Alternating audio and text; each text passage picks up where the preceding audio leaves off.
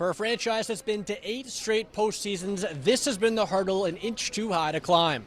I'm Dugan Lloyd, live from the Eastern Conference Finals, where after 11 days off, the Canes are back in the very round they've lost in 3 times since 2019. To sign up for 14 innings of playoff baseball, you gotta be a sick puppy. Luckily, no shortage of them in ECU's dugout. Scotty becomes just the second player in the last 100 years to win each of his first 3 majors by 3 or more strokes. You can't kick field goals and expect to beat Mr. Scheffler.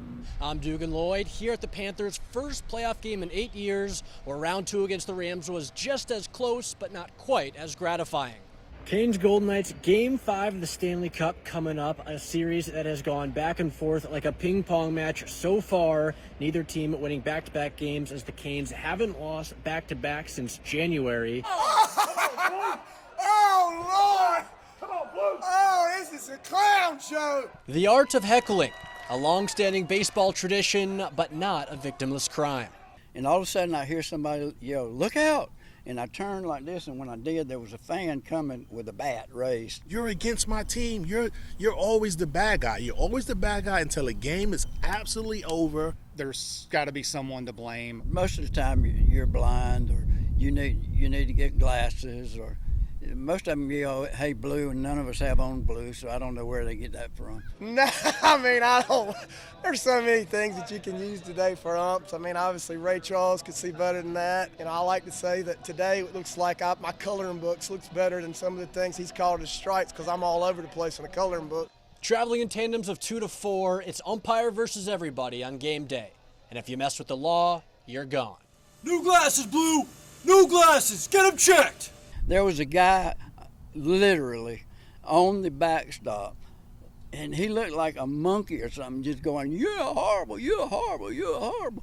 And when he was doing that, I noticed that one of the policemen was walking towards him, and I got the policeman's eyes, he got my eye, and I just went like this right here, and he carried the guy out. The craziest series of ejections, I had 3 ejections within about 30 seconds. And I had a parent tell me, "Hey, my kid just made an error in the field, and he came up here and struck out. Can you eject him so we can go home?" He was sitting in the dugout, but he couldn't see home plate.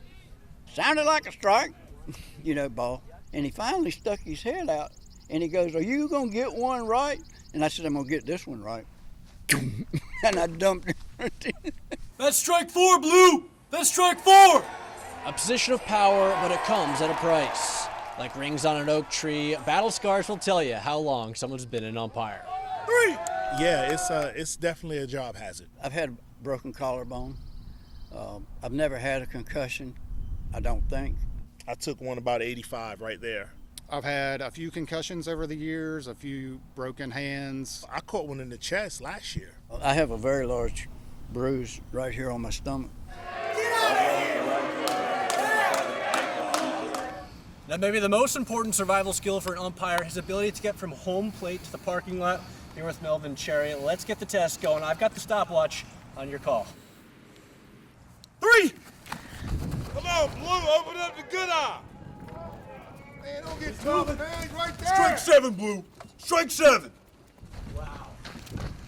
Single digits, 9.67, Melvin Cherry. Come on, Blue, what was that? Pinching him now. Pinching him now. Come on. In-game tension aside, both fans and umpires keep coming back for 2 reasons. A mutual love for the game and a mild, hesitant appreciation for each other.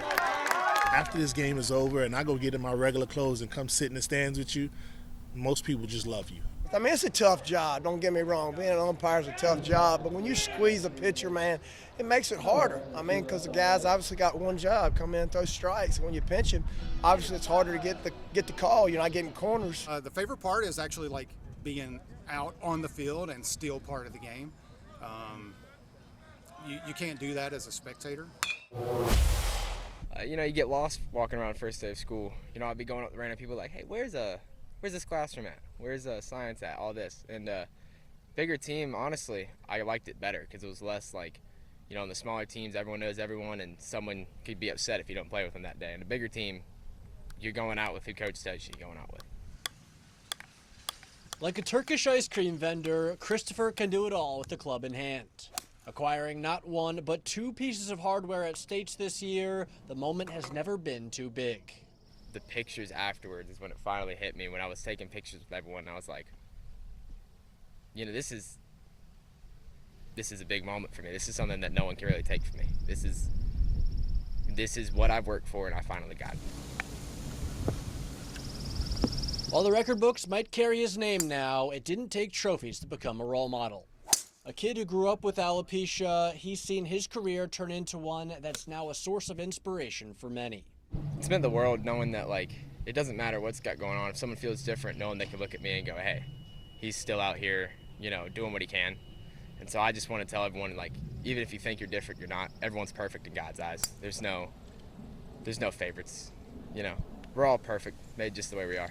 I know that's a role model in a lot of sense. Have you gotten kind of used to the celebrity part of it? It's kind of a joke for me now. Someone will come up to be like, you know me? I'm like, yeah, it's because of my awesome hair, right? I think I'm going to let it grow out. He's a humble kid.